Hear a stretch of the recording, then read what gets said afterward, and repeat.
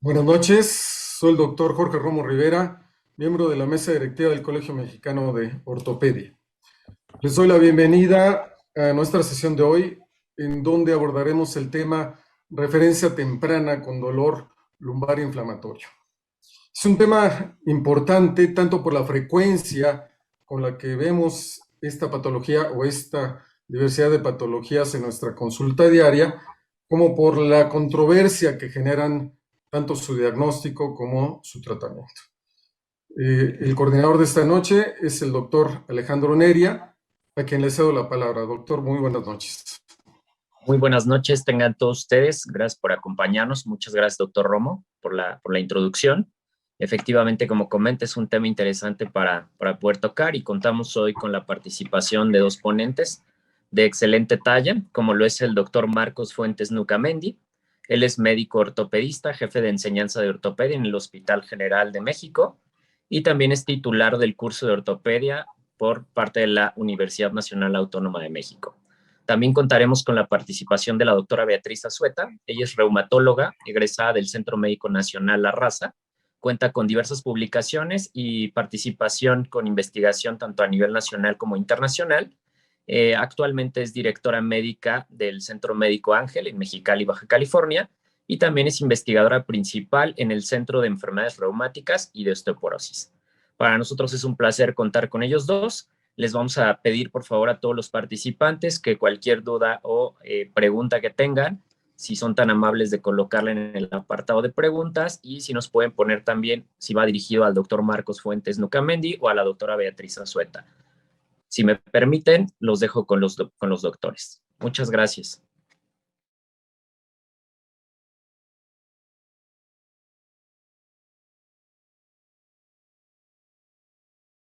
Biomecánica del dolor, para tratar de explicar el dolor de tipo mecánico en columna lumbar y en general en toda la columna. Es una cuestión elemental que el cuerpo debe verse como una estructura arquitectónica, mecánica o biomecánica, en la cual en la parte baja, en los miembros pélvicos apoyados en pies y en la pelvis, existen tres ejes de equilibrio, dos laterales que son cada una de las piernas y la resultante central. Estos actúan como una columna equilibrada y si hay un desbalance, un acortamiento de alguno de los miembros, estos pilares se van a desviar y van a producir alteración biomecánica, desgaste articular temprano y dolor. Alteraciones biomecánicas básicamente. La parte superior es como si fuera el mástil de un barco en el cual tenemos una balanza y esta balanza descansa sobre la pelvis y los tres pilares inferiores, la columna inferior, y esta a su vez sobre un trípode que son la planta de los pies con apoyo en el calcáneo, en la cabeza del primer metatarsiano y la cabeza del quinto. Es una estructura muy delicada para soportar toda la estructura del cuerpo. Y ahí tenemos un cuerpo perfectamente equilibrado, tanto en la balanza superior como en la balanza inferior, es decir, pelvis, piernas, el trípode que son los pies, la cintura escapular y la cintura pélvica. Muy bien. Todo se debe por un equilibrio y es sostenido por una estructura ósea adecuada y equilibrada y fuerzas musculares adecuadas y equilibradas. Debemos recordar que la columna lumbar como tal es una parte sin hueso, está una parte rígida que es la pelvis y luego la parrilla costal y la lumbar está sostenido únicamente por la columna vertebral, dorsal ancho, masa conjunta y los oblicuos y debe estar en equilibrio muscular. ¿Ok? Cuestión elemental, las estructuras óseas y músculos deben verse como palancas, por algo se debe biomecánica, palancas, fulcros, balance muscular, músculos agonistas, antagonistas y obviamente un control neurológico central y periférico es primordial para mantener este equilibrio. Entonces somos básicamente como si fuéramos unas máquinas y así se debe ver para pensar en alteración mecánica. Es decir, cualquier sistema osteomuscular, si falla el hueso, si falla el balance muscular, si falla el balance o el equilibrio estructural óseo, es una estructura que fácilmente se desequilibra. Y si hay fallas mecánicas, tanto musculares como óseas, estas palancas y fuerzas se van a mover, van a alterar y van a producir enfermedad, como en el ejemplo de esto, que es una niña con síndrome de Moebius y una escoliosis. o este paciente con una escoliosis y una parálisis cerebral. Un cambio de eje en las estructuras musculares neurológicas dará desequilibrio, alteración biomecánica, dolor, artrosis temprana, compresión en donde no debería ser y un desbalance completo de la balanza superior y los pilares inferiores, como se puede apreciar acá. La osteocinemática, por definición, es la parte biomecánica que estudia los movimientos articulares independientemente de las fuerzas o músculos que las provocan. Y son los movimientos que van a ser puramente articulares, independientemente de las fuerzas musculares o de las fuerzas que los produzcan. La unidad biomecánica de la columna vertebral son dos cuerpos vertebrales, las articulaciones interapofisiarias, las articulaciones facetarias y el disco intervertebral. Esto es fundamental porque la unidad completa es como funciona la columna vertebral. Son segmentos, cada vértebra se mueve de manera independiente a la otra y por lo tanto tiene que haber un equilibrio en estas fuerzas para que puedan funcionar de manera adecuada. La base primordial de esto es el disco, que funciona como un cojinete y es la más importante porque con la degeneración del disco se produce inestabilidad. Con la enfermedad discal o una hernia de disco se va a producir esa pérdida de función que tiene dos funciones contradictorias: facilita y limita el movimiento. Facilita porque entre los cuerpos vertebrales va a soportar todas las fuerzas a las cuales se ven sometidos y facilita este movimiento de flexión, extensión, rotación, desviación lateral izquierda, derecha, pero va a limitar el movimiento para proteger el contenido, que es la médula espinal. Pero el disco no es eterno y puede soportar hasta una determinada cantidad de peso o de estrés. De tal forma que si tenemos una flexión, el disco se va a luxar, por decirlo así, hacia atrás o va a ser empujado hacia atrás, disminuyendo el calibre del canal medular.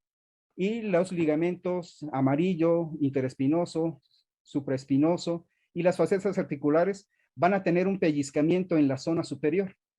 Pero si tenemos una extensión, el disco se va a luxar o se va a desplazar hacia adelante y tenemos un pellizcamiento o un síndrome de Bashroop o un desgaste articular o un estrés facetario en la parte posterior.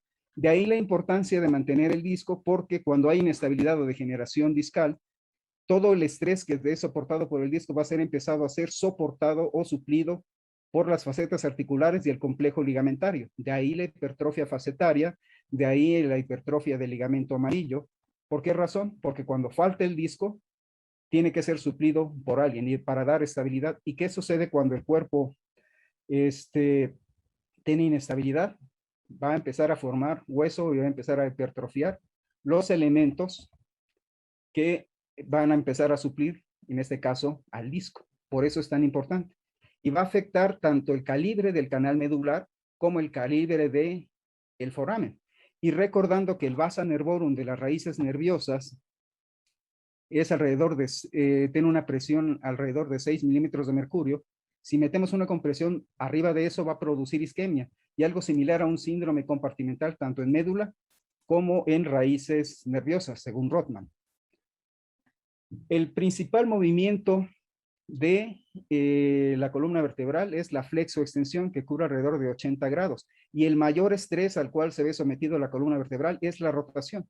Está más preparada la columna vertebral para dar flexoextensión o desviación lateral, izquierda o derecha, que rotación, tanto los cuerpos vertebrales como el disco. Si tenemos una desviación lateral de la columna vertebral, la parte cóncava de las facetas articulares y el disco van a sufrir presión, y si este movimiento es repetido, puede producir desgaste articular temprano, sobre todo ante la falla del disco, y se libera de presión la parte convexa del disco y de la faceta articular. Esto es biomecánica pura, y por lo tanto, esto es la causa principal, tanto el estrés como el envejecimiento, y el llevar más allá de las capacidades del disco, la causa mecánica de compresión.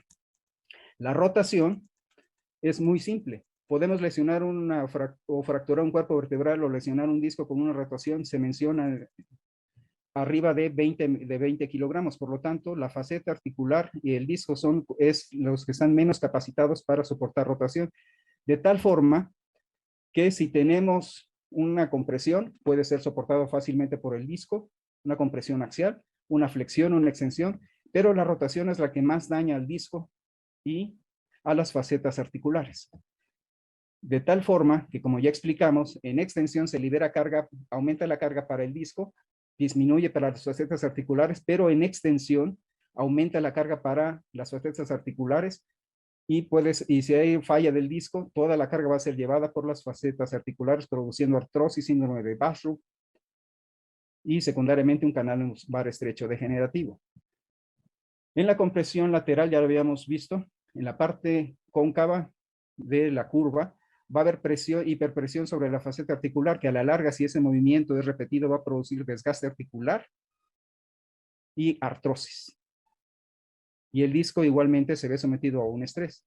Pero en la rotación puede haber hasta subluxación de las facetas articulares y un regreso, y es lo que los pacientes sienten como un chasquido. Esto va a producir el mayor desgaste articular, más que la flexión, más que la desviación lateral, más que la extensión. Es simplemente la rotación. Este es un disco sano, el del lado izquierdo, y este es un disco de un paciente de 75 años. Con la edad no nos hacemos más jóvenes y no nos hacemos más capaces de soportar estrés, y por lo tanto un disco deshidratado va a perder altura, va a perder función, y la carga va a ser sostenida por el complejo ligamentario y por las facetas articulares. Y repito, ¿qué sucede cuando hay produciendo inestabilidad? ¿Qué sucede cuando hay inestabilidad? Va a empezar a formar huesos sobre las facetas, hipertrofia de los ligamentos, produciendo un canal lumbar estrecho, que si recordamos, el canal lumbar estrecho, según algunos autores, puede ser dividido en anterior y posterior. Anterior cuando es por disco e hipertrofia del ligamento longitudinal posterior, y posterior cuando es por facetas articulares, hipertrofia de facetas articulares, y por hipertrofia del ligamento amarillo. Hay quien dice que se divide en tres, en anterior, posterior y lateral. Anterior por hipertrofia, por efecto del disco, hipertrofia del ligamento longitudinal posterior. Lateral por compresión, por hipertrofia de las facetas articulares. Y posterior por hipertrofia del ligamento amarillo, como ustedes decidan, pero es un canal lumbar estrecho que se define cuando es el calibre del diámetro antero-posterior es menor a 10 milímetros. Y estas son causas mecánicas. Simplemente si una raíz nerviosa o la médula o la caudequina están siendo comprimidas anterior, posterior o lateral, van a producir isquemia, y por causa mecánica van a producir dolor y radiculopatía, aparte de la artrosis facetaria y de la inestabilidad que por sí misma pueden producir dolor y alteraciones biomecánicas. Todos quisiéramos envejecer con una columna como la que tenemos a la izquierda, sin canal lumbar estrecho, sin hipertrofia facetaria, sin hipertrofia de ligamento amarillo y con un canal lumbar libre. Pero en realidad, casi todos envejecemos por el sobrepeso, por accidentes, por degeneración, por genética, por envejecimiento, como la imagen de la derecha, con hipertrofia facetaria, con hipertrofia de ligamento amarillo, con enfermedad discal, con un canal lumbar estrecho. Vean ustedes, la imagen de la izquierda es una degeneración sin protrusión, pero eso sucede por genética y en gente verdaderamente delgado que se ha mantenido haciendo ejercicio. Del lado derecho pudiera ser un viejo con una persona mayor, adulta mayor, con sobrepeso y con comorbilidades. Esto es un canal lumbar estrecho, el de la derecha, y en este caso sería anterior. Vean ustedes la compresión que produce por enfermedad discal y por hipertrofia del ligamento longitudinal posterior.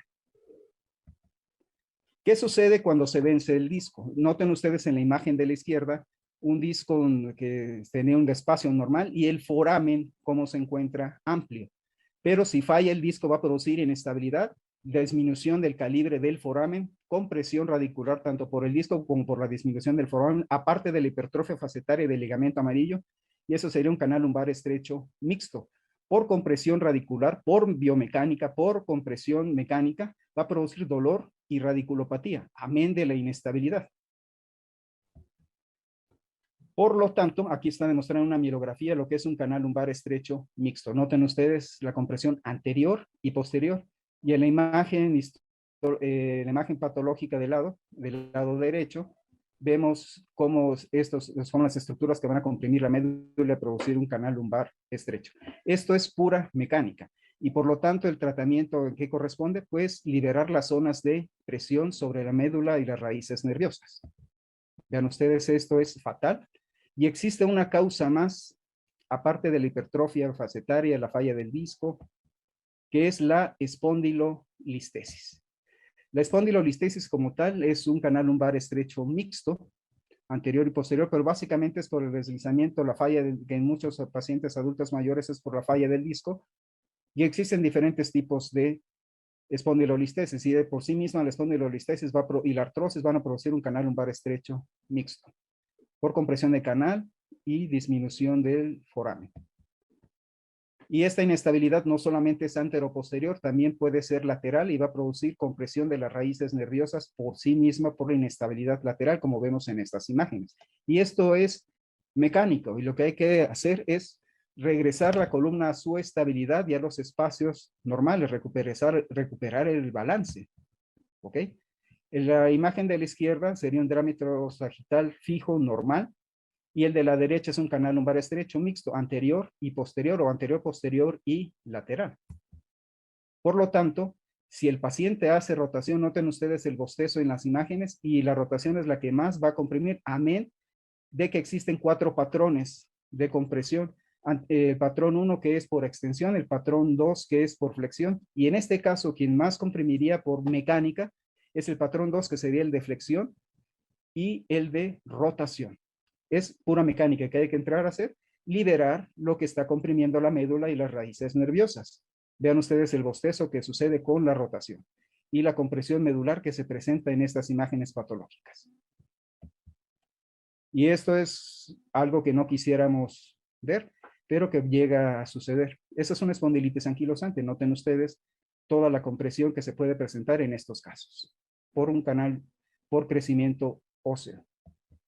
Y esta es una inestabilidad lateral, perdido completamente el balance sagital, anteroposterior, completamente perdido el balance, y hay una inestabilidad completa de la columna lumbar. Desbalance óseo que va a llevar a desbalance muscular, a un canal lumbar estrecho, isquemia radicular, isquemia medular y de la caudequina. Y mielopatía. Arriba del 97% o del 98% o del 90% de los casos van a cursar con lumbalgia y radiculopatía, la cual puede ser, si es un solo segmento, una monoradiculopatía, o si son varios segmentos, una poliradiculopatía. Y de nuevo, esto es a lo que nunca jamás nos quisiéramos enfrentar, pero que llega a suceder. ¿Cuál es la solución? Liberar lo que está comprimiendo tanto médula como raíces nerviosas, es decir, hacer un recalibraje, volver a regresar a la médula y a las raíces nerviosas a una zona sin compresión, pero ojo, hay que hacer notar al paciente que a pesar de la estabilidad y de la liberación, no se le puede curar. Simplemente se le está llevando a una condición un poco más normal para que tenga una calidad de vida con menos dolor y pueda llevar una vida más funcional. Puede ser un recalibraje simple cuando es posterior, pero lo ideal es recuperar el balance. Ese balance de los forámenes, ese balance de los cuerpos vertebrales, la curvatura normal lumbar, el balance sagital, y hacer una buena descompresión para que la circulación de las raíces nerviosas, médula y demás se pueda recuperar. Y esto lo hacemos a través de instrumentación y colocación de espaciadores intersomáticos por PLIF, TLIF, por la vía que ustedes consideren y mejor maneje su cirujano de columna. ¿Ok? Aquí tenemos un ejemplo de recuperación del espacio, de los espacios, los forámenes, a través de una cirugía de PLIF. Otro ejemplo más. Y la fusión un año después.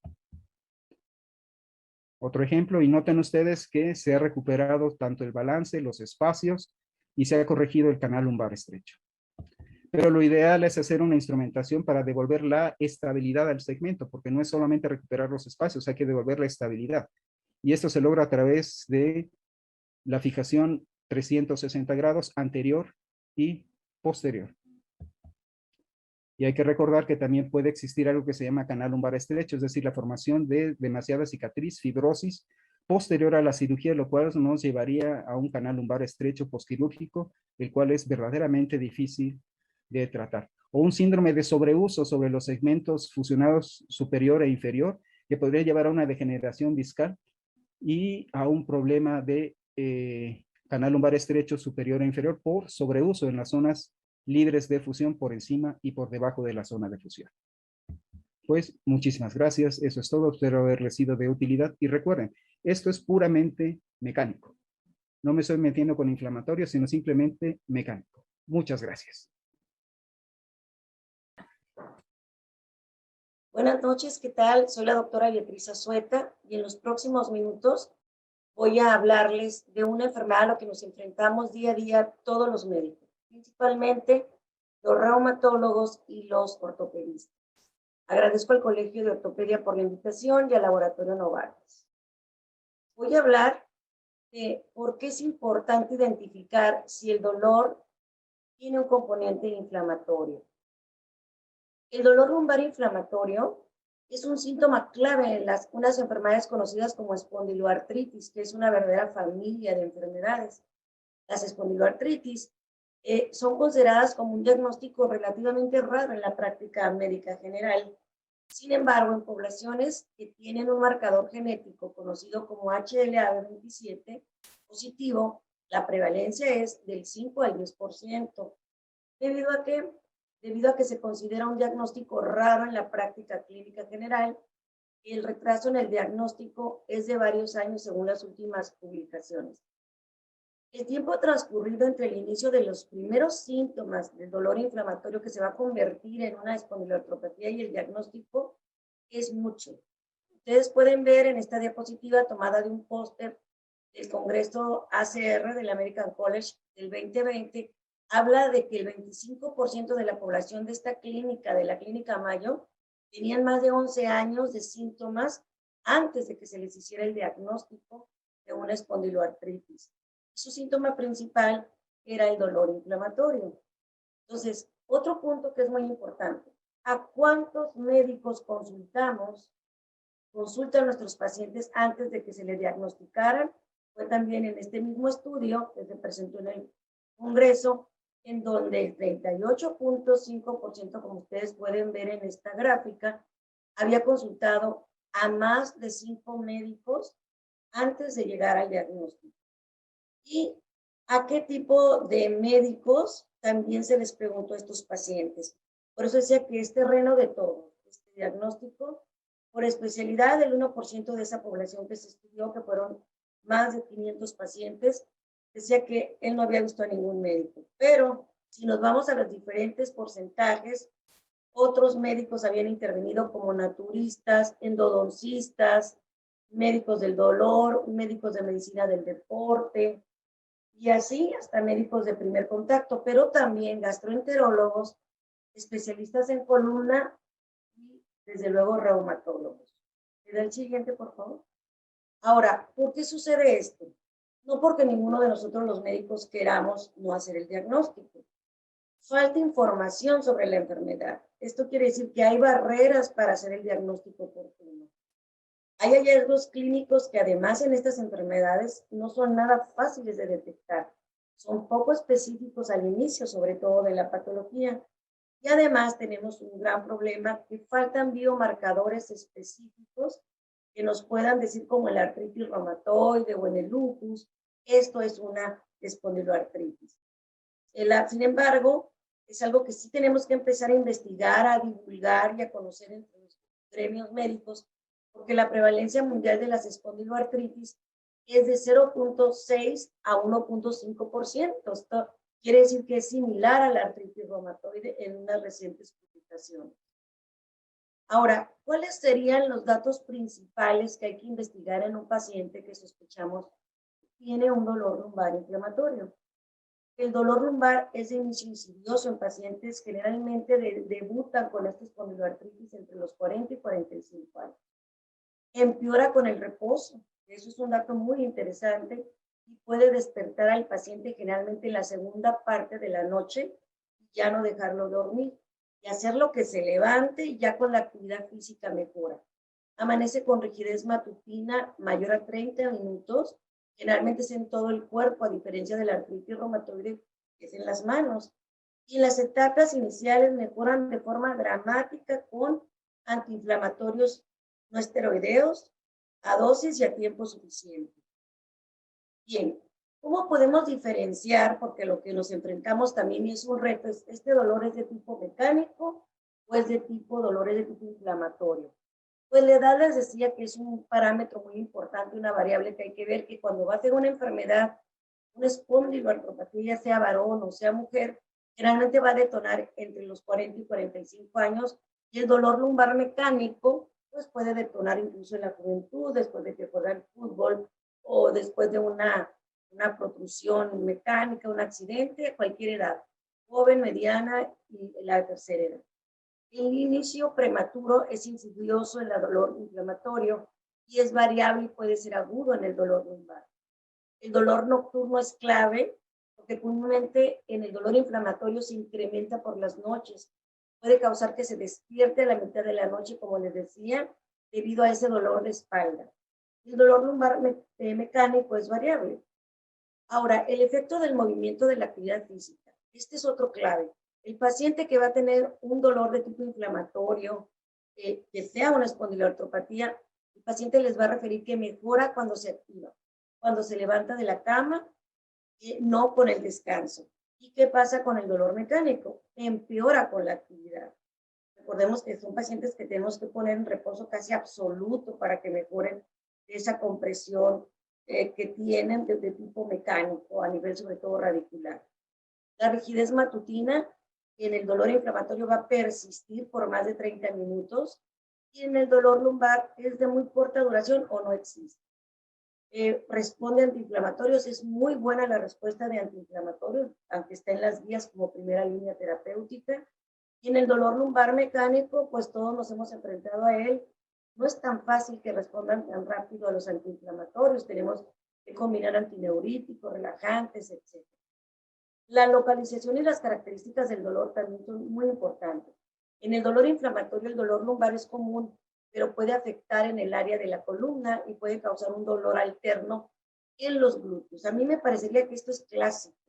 Siempre el paciente les va a decir que el dolor se irradia a uno de los glúteos o a los dos y va a sentir hormigueo, pero no entumecimiento.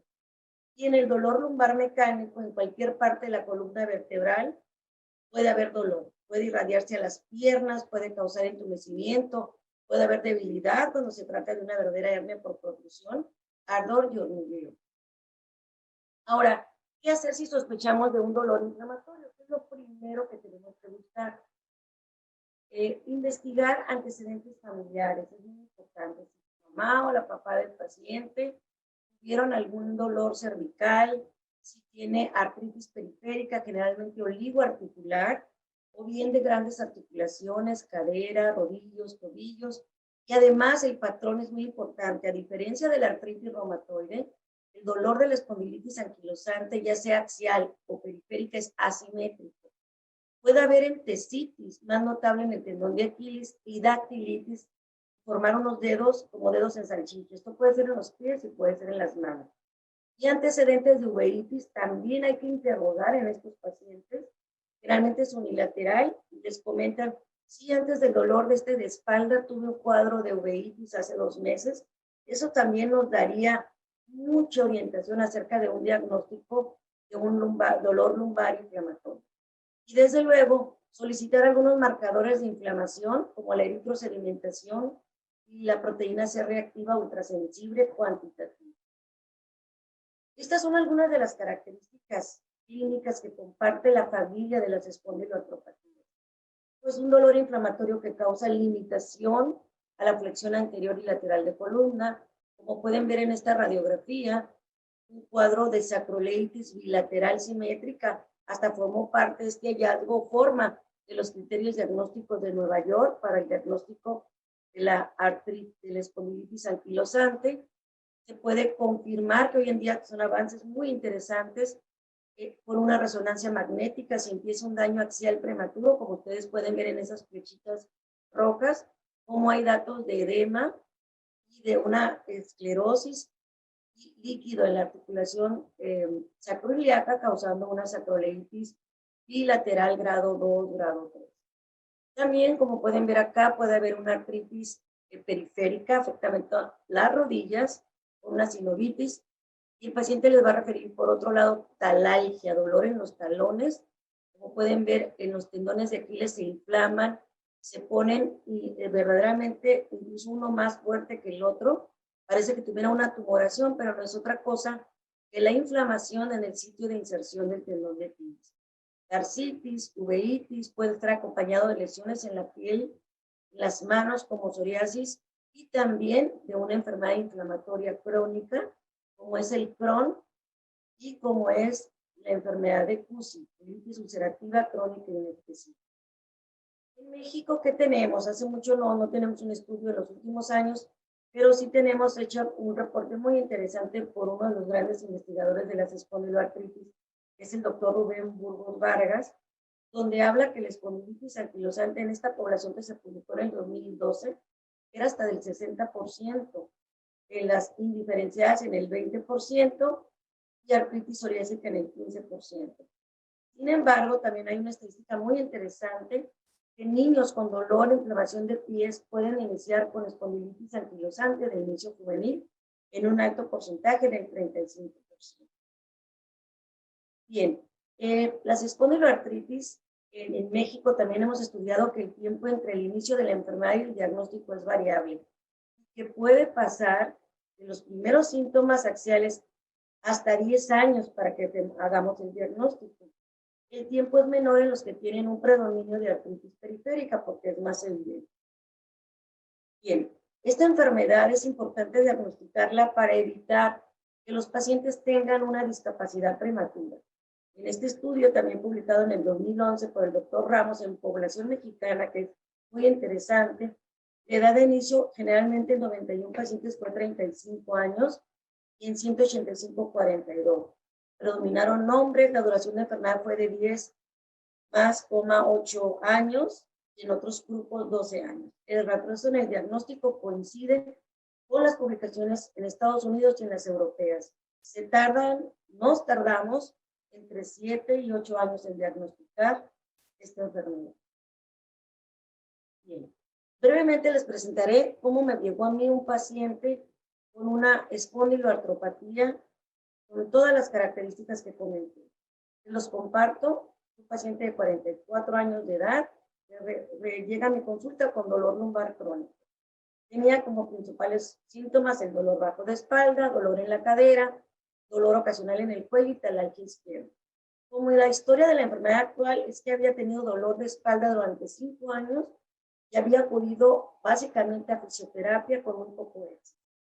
Como historia familiar, me comenta que su padre tiene psoriasis y un abuelo paterno tiene psoriasis. En el examen físico, encontré que el paciente tenía un shoulder de 2.5, una flexión lateral de 12 centímetros y una distancia occipucio-pared de 0. Sensibilidad en la inserción de los tendones de Aquiles izquierdo y la inserción de la fascia plantar izquierda. La siguiente. El paciente, como comentábamos, también tenía antecedente de tener algunas placas de psoriasis y le iniciaron terapia biológica con adalimumab, 40 miligramos cada 2 semanas, cada 14 días, combinado con metrotexate, 15 miligramos semanales y ácido fólico. Y esto fue prescrito atinadamente por su dermatólogo. Tenía 8 meses en tratamiento. Sin embargo, continuaba con dolor bajo de espalda. Así encontramos a este paciente. Como ustedes pueden observar en las manos, tenemos una inflamación, una dactilitis en la mano que tenemos afectada en la interfalángica proximal del tercer dedo. Vemos cómo está, pero el dedo estaba completamente inflamado y no le permitía hacer sus actividades tan simples como firmar. Y un dolor exquisito ahí en la parte del pulgar. Mira la siguiente.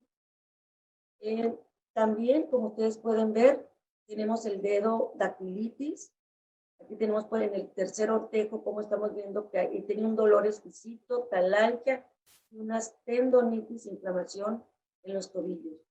Y al revisar la columna, la parte baja de la columna lumbosacra, me percato que el paciente tiene, a pesar de estar usando tratamiento anti-TNF, adalimumab, placas pequeñas de psoriasis que le causaban pruritus y molestia, y en ese sitio dolor en las sacroiliacas, teniendo yo una prueba positiva para hipersensibilidad en sacroiliacas. Bien, le mandé a hacer sus radiografías y encuentro que el paciente tiene una marcada tarsitis, como pueden ver, espolones calcáneos bilaterales y datos de entesis y fascitis plantar. En la columna, pues como ustedes pueden también observar las resonancias magnéticas, pues presentaba unos cambios de hernias de disco a nivel de L4, L5, L3, y esto de origen inflamatorio, asimismo como cambios de sinovitis, incluso una lesión de un ligamento en esta resonancia de rodilla derecha. En las radiografías de sacroiliacas, pues tenemos una sacroileitis, como ustedes pueden ver en esta radiografía anteroposterior, sacroiliacas de pelvis, donde estamos viendo la sacroileitis grado 3, que se confirma con las proyecciones de resonancia magnética, recomendándonos el radiólogo repetir secuencias en T1, T2 para confirmar el edema óseo que el paciente presenta. Bien. Por laboratorio, vamos a abreviarlo, es evidente que tiene datos de inflamación. ¿Cómo nos damos cuenta?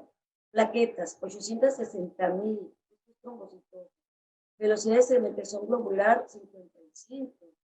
Otro dato positivo para biomarcador, la PCR ultrasensible muy alta en 33. El protocolo le hacemos también factor reumatoide y confirma que es negativo, que es algo clásico en las espondiloartritis, y anti-CSP negativo. Todo lo demás con datos como está descrito en las artritis psoriásicas, hipercolesterolemia e hipertrigliceridemia. La tela de tórax se les hizo, fue normal, y el paciente pues se tuvo que manejar, como ustedes ven, con acetaminofén, tramadol, indometacina, que les va muy bien a los tendones de los pacientes con espondiloartropatía, y aumentar la dosis de metotrexate, dado que el paciente es francamente presenta falla a un primer anti-TNF, se decidió iniciar con un nuevo mecanismo de acción. Me refiero a bloquear una citocina que se llama interleucina 17, para la cual se utiliza este anticuerpo anti-interleucina 17, conocido como secukinumab, 150 miligramos de femina prellenada, se puso 300 miligramos semana 0, 1, 2, 3, 4 y 5, y después cada mes con excelente respuesta terapéutica. Y bueno, ¿por qué es importante hablar de un nuevo mecanismo de acción? Porque este paciente falló a lo tradicional que dicen las guías. ¿Qué pasa? Desde los años, hace 10 años, 11 años, se encontró que se descubrió que la interleucina 17 es crucial para la inflamación en las articulaciones de piel y entesitis. Y esto se ve en la diferenciación de células T, afectando, como ustedes pueden ver, las articulaciones y la piel, que es lo que le pasa a este paciente. Así que interleucina 17 se encontró que es crítica para el proceso de fusión ósea en espondilitis anquilosante. Esto quiere decir que se ve que es la responsable, junto con otras citocinas, desde luego el factor de necrosis tumoral, de que el paciente presente anquilosis y su columna en fusión, como vemos en los estadios tardíos de la espondilitis anquilosante, y que además hay producción de interleucina 17 ahí, en los sitios de inflamación de los tendones conocido como entesis, y esto perpetúa y migra hacia otros sitios, produciendo la osteoproliferación que vemos en la espondilitis anquilosante. Bien, en la enfermedad, las espondiloartropatías, pues, se convierten pues en una enfermedad inflamatoria crónica que afecta predominantemente el esqueleto facial. El término abarca pacientes con daño estructural de articulaciones sacroiliacas y columna, visible radiográficamente, y también pues se le ha conocido clásicamente como espondilitis anquilosante. Y los pacientes sin daño estructural, hoy en día sabemos que hay una nueva clasificación que se conoce como espondiloartritis no radiográfica. La espondiloartritis no radiográfica se considera una forma temprana, leve, que puede o no desarrollar daño estructural, y ahí es en el punto que es importante encontrar y diagnosticar a nuestros pacientes antes de que se presente la anquilosis, que es la fusión de toda la columna vertebral. Bien, entonces, en resumen, es un grupo complejo de enfermedad inflamatoria altamente incapacitante. Ya vimos que puede ser compatible con B27, tener varios dominios, como tener uveitis, acroleuritis, psoriasis, infección gastrointestinal, y estas ambas entidades están causando dolor inflamatorio que termina siendo una de las participantes en esta familia o en este grupo de enfermedades conocidas como espondilitis. Segundo caso clínico. Generalmente pensamos que es nada más en el hombre lo más frecuente. Casi no tomamos en cuenta a la mujer cuando tiene dolor inflamatorio. Hacemos diagnósticos o sobrediagnosticamos de fibromialgia. Les voy a presentar brevemente este caso, que es una mujer de 62 años, con antecedentes de artritis reumatoide en su familia, hipertensa, con hiperlipidemia, todo un tratamiento. Ella inició a los 38 años con dolor lumbar de tipo inflamatorio y con artritis periférica que requería hacerle punciones frecuentemente y a las cuales se le había diagnosticado por su médico de primer contacto una osteoartritis. Le dieron tratamientos con antiinflamatorios no esteroideos y como sabemos que la lumbalgia inflamatoria responde, la paciente respondió a 7 años. Qué bueno, pero recayó muy severamente a los 45. Con dolor torácico, dolor lumbar, rigidez completa, oxalgia y derrame nuevamente en su rodilla derecha. Otro médico le diagnosticó artritis reumatoide y le dio tratamiento con esteroides, pero ya le iniciaron fármacos modificadores de la enfermedad, combinados, incluso metrotexato y azulterina. La paciente mejoró por 3 años y dichos episodios se acompañaban también de dolor cervical y lumbar. Entonces la paciente, como vio que mejoraba inyectándose betametasona intramuscular 3 o 4 veces al año, abandonó al doctor que la veía y durante 3 años dejó de consultarse. Hasta que llega el 2007, cuando le diagnostica el servicio de ortopedia privado una necrosis avascular bilateral de ambas coxofemorales, por lo que se somete a una cirugía de reemplazo bilateral y nos consulta a nosotros hace 11 años, en el 2010, por exacerbación de los síntomas. Ya me llegó a mí con un cuadro clásico de espondilitis anquilosante. Solicitamos estudios de laboratorio y encontramos que la paciente presentaba anemia, leucocitosis, trombocitopenia, todos los reactantes de fase aguda elevados, como ustedes pueden ver, factor reumatoide negativo, y decidimos hacerle el HLA-B27, el cual fue positivo. La paciente presentaba hipercolesterolemia e hipertrigliceridemia, que también es muy frecuente que se vea en pacientes con espondiloartropatías y otras enfermedades del tejido conectivo, deficiencia importante de vitamina D, y el panel para hepatitis B y C fue negativo, y el cuantiferón, porque también hay que descartar que no sea algo infeccioso crónico en estos pacientes. ¿Qué nos mostró la radiografía? Pues unas prótesis de cadera muy bien colocadas, pero sí nos dimos cuenta que se apreciaba una sacroleitis severa, crónica, casi grado 4, y una osteitis condensa en la síntesis del tubo. Le decimos también hacer densitometría por todo lo que estuvimos viendo y encontramos una feroz osteoporosis en columna.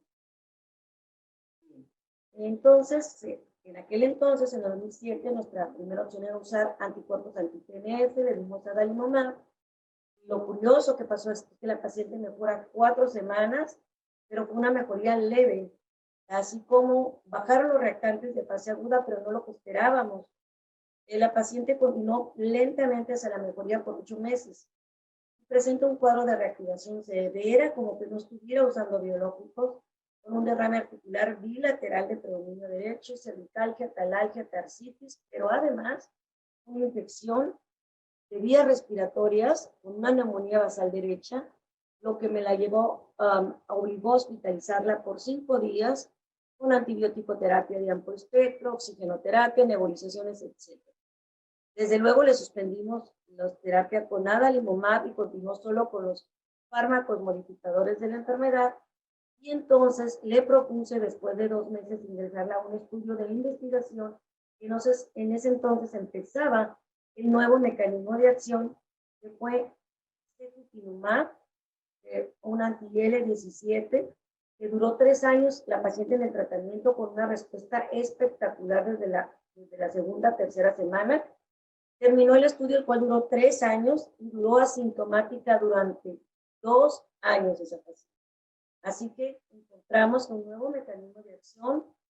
Funciona en cada paciente, es diferente, pero aquí es espectacular y es otra de las opciones terapéuticas. Puede ser de primera elección cuando tengamos un caso así de complicado que falla las terapias convencionales.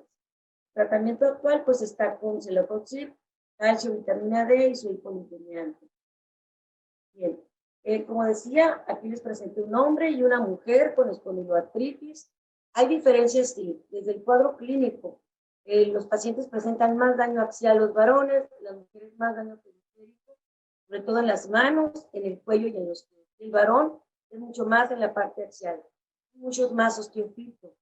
¿Por qué? Porque las mujeres tenemos más altos niveles de estrógeno, bajos niveles de interleucina 17 y más bajos niveles de factor de necrosis alto. Y el varón presenta mucho más altos niveles de interleucina 17 y altos niveles de factor de necrosis alto. Entonces, ¿cuáles son las diferencias entre la mujer y el hombre? La espondilitis anquilosante es una forma muy avanzada de espondiloartritis. Una de cada 2 pacientes con espondiloartritis es mujer. Sin embargo, el concepto general es que la espondilitis anquilosante ocurre siempre en los hombres o principalmente en los hombres. Ya vemos que la estadística dice que no. Esto conduce a un sesgo diagnóstico en la mujer, que se traduce a un diagnóstico más tardío que en el hombre, y además una evolución más tórpida y discapacitante y una mortalidad más alta en la mujer. Generalmente se diagnostica como fibromialgia o como que es hipocondriaca. Bien, estas serían las recomendaciones generales que comentábamos de primera línea, pero sabemos que cada paciente es individual. Quiero nada más recalcar que los antiinflamatorios son la piedra angular en nuestros pacientes por dosis y tiempo suficiente. El ejercicio, la terapia física, la rehabilitación, educación por grupos. Y finalmente, si los pacientes no responden a las terapias convencionales, como el metrotexatil y la sulfasalazina, buscar cuál es la primera opción que ustedes usarán, o un anti-TNF o un anti-L17, que ya sabemos la importancia de esta nueva citocina en el mecanismo de acción de esta enfermedad. Aquí están las guías en las cuales tuve el gusto de participar, las recomendaciones del Colegio Mexicano de Reumatología, tanto para las espondiloartritis, para la artritis psoriásica, y nos podemos guiar. Y finalmente concluiría dándole las gracias y diciendo que el dolor lumbar inflamatorio es un síntoma clínico clave en las espondiloartritis. Las espondiloartritis afectan del 1 al 2% de la población mundial. La espondiloartritis afecta a una mujer por cada 2 hombres. Los tratamientos actuales permiten tratar en forma activa y efectiva a estos pacientes. El tratamiento temprano es muy importante. ¿Por qué? Porque mejoran los síntomas, la función, la calidad de vida y evita la progresión radiográfica. Y a mayor conocimiento de estas patologías, nos permite el diagnóstico mucho más temprano y la referencia temprana para su tratamiento. Muchísimas gracias.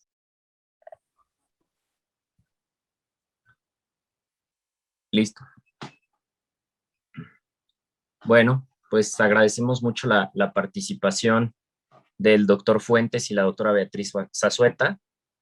Por cuestiones de fuerza mayor, la doctora no podrá acompañarnos para la sesión de respuestas. Sin embargo, a petición de ella, cualquier pregunta que surja, se la haremos llegar vía electrónica, mismo que dará respuesta la doctora por la misma vía. Entonces, muchas gracias, doctor Fuentes, que se encuentra aquí con nosotros para poder platicar. Me parece que un tema súper importante. Creo que ha quedado muy claro esta diferencia entre el dolor mecánico y el dolor lumbar inflamatorio, explicado desde 2 puntos de vista muy interesantes. Doctor, si me permite, quisiera hacerle una pregunta. ¿Qué tan frecuente, gracias doctor, qué tan frecuente es que ustedes los ortopedistas reciban pacientes con complicaciones de espondilitis anquilosante? Mire, básicamente lo que sucede, yo estoy en el servicio de columna del Hospital General de México. Generalmente nos llegan en mi servicio 10 o 12 al año, no es muy frecuente, y se canalizan básicamente con el reumatólogo, no es campo para el ortopedista o el cirujano de columna como tal. Es poco lo que podemos hacer de manejo médico, porque no es un manejo quirúrgico como tal, a menos que haya alguna compresión radicular o demás. Pero básicamente se diagnostican y se mandan a reumatología, por lo menos en mi servicio es el protocolo. Perfecto, doctor. Muchas gracias. Otra pregunta. ¿Qué tan avanzados en temas de complicaciones reciben ustedes los ortopedistas a los pacientes de espondilitis anquilosante? Es decir, con recién formación ósea o ya con puentes o ya incluso con una columna fusionada o ya anquilosada? Dependiendo del tiempo de evolución. Casi todos Ok. nosotros nos agarramos en la fase de sacrileitis. Es muy difícil que nosotros, o muy infrecuente que lleguemos a operar una espondilitis anquilosante, a menos que haya compresión radicular. Pero los agarramos casi siempre en fase de sacrileitis. Y de ahí ya se diagnostican. Para diagnosticar una espondilitis anquilosante hay que pensar en ella, en la columna de bambú y en la evolución de la sacroileitis, afección a las caderas y es ascendente. Entonces hay que pensar en ello para hacer el diagnóstico, pero por lo menos en mi servicio el manejo es con el reumatólogo. Es poco lo que tenemos que ver más que una vigilancia, nada más. Perfecto, doctor. Doctor, desde su punto de vista, ¿en qué momento entonces la referencia al reumatólogo se convierte en una opción una vez que ustedes han detectado que es un dolor lumbar inflamatorio y no una cuestión mecánica que ustedes pudieran tratar? Igual a inicios tempranos. Desde inicio temprano, desde que se hace el diagnóstico, la canalización con una artritis reumatoide, una espondilitis anquilosante, es desde el inicio. A menos que sea una inestabilidad por artritis reumatoide y demás, que haya necesidad con presencia de inestabilidad translacional, pérdida del balance sagital y demás, entonces tendríamos que intervenir para recobrar ese balance y hacer la Ok, liberación necesaria para reponer la estabilidad de esa columna vertebral. ok, doctor. Entiendo entonces que este trabajo multidisciplinario o entre especialidades fluye de manera normal, al menos en el servicio en el que usted se encuentra, en el hospital en el que usted se encuentra. Sí, así es, trabajamos en coordinación. Para una espondilitis anquilosante, un artritis reumatoide, el mayor control lo lleva el reumatólogo. Y nosotros intervenimos cuando hay necesidad de alguna prótesis de rodilla, prótesis de cadera o alguna intervención de columna. Claro. ¿Sí? Ok. Pues, doctor, no veo otra pregunta por parte de los asistentes. Sin embargo, como usted mencionó bien durante su charla, a todos nos encantaría envejecer con una columna sana, ¿no? Tener este envejecimiento normal. Sin embargo, sabemos que hay factores genéticos, factores ambientales y gatilladores que podrían alterar este proceso de esta columna en equilibrio, ¿no? También sabemos el tiempo que puede tardarse en diagnosticar esta enfermedad, incluso en que llegue con ustedes los especialistas a estas enfermedades, ¿no? También el paciente pudiera considerar que ese dolor lumbar inflamatorio, incluso mecánico, y no me dejará mentir, los pacientes podrían dejar pasar ese tiempo, ¿no? Y que llegue finalmente con ustedes ya con alguna complicación, tanto estructural o en este caso en la espondilitis, que llegan ya avanzados también con alguna alteración mucho más avanzada. Doctor, no sé si pudiera regalarnos, por favor, para cerrar la sesión, 2 mensajes para llevar a casa entendiendo esta parte de dolor mecánico y dolor lumbar inflamatorio y el manejo entre ambos, ¿no? Y la referencia oportuna. Lo resumo en uno. Por favor, doctor. La primera cosa es que sea lo inflamatorio o mecánico, lo primero que es una espondilitis anquilosante o una espondiloartrosis, un canal lumbar estrecho. Lo primero que se tiene que entender y debe entender y hacérsele entender al paciente es que no se le puede curar. Si se realiza un procedimiento quirúrgico, es para una liberación, para que tenga una mejor calidad de vida, una vida más útil, una vida más funcional, pero no se le puede curar, porque no se le puede regresar la columna vertebral a la condición que tenía 20 o 30 años antes de que iniciara el problema, ni se le pueden quitar todo lo que ha vivido, los factores de riesgo que tuvo el paciente, sea genética, laborales, constitucionales, o sea, obesidad o demás, la sobrecarga, los accidentes que ha tenido. Al paciente no se le puede curar y es la primera cosa que tiene que entender el paciente, y no podemos ofrecer más allá de nuestra capacidad y no podemos curar una columna degenerada, por ejemplo, un canal lumbar estrecho.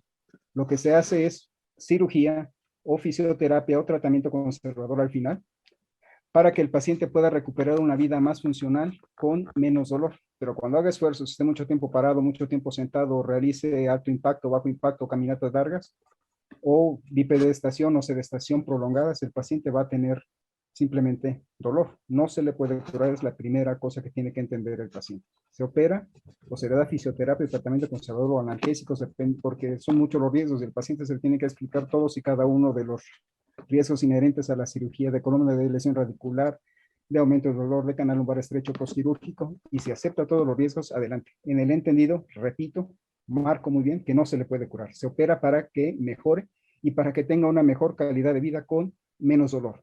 y una mejor vida funcional y el paciente pueda ser más independiente. Sobre todo en la espondiloartrosis degenerativa, el canal lumbar estrecho, que son pacientes adultos mayores con una polifarmacia, se opera para que tomen menos medicamentos, tengan una mejor calidad de vida con la pura liberación mecánica. La espondilitis anquilosante es otro asunto y eso tendría que comentarlo el reumatólogo. Solamente eso. Pues, Perfecto. Pues, doctor, le agradecemos mucho su participación, los comentarios que nos ha hecho y estas observaciones y estos mensajes para llevarnos a casa. Como mencioné, si existe alguna pregunta para la doctora, con toda confianza, al público asistente les pedimos que hagan el favor de enviarla y con mucho gusto la responderá. Por nuestra parte es todo, doctor. Un placer que nos haya acompañado. Le agradecemos mucho al doctor Fuentes y a la doctora Beatriz Azueta. Muchas gracias.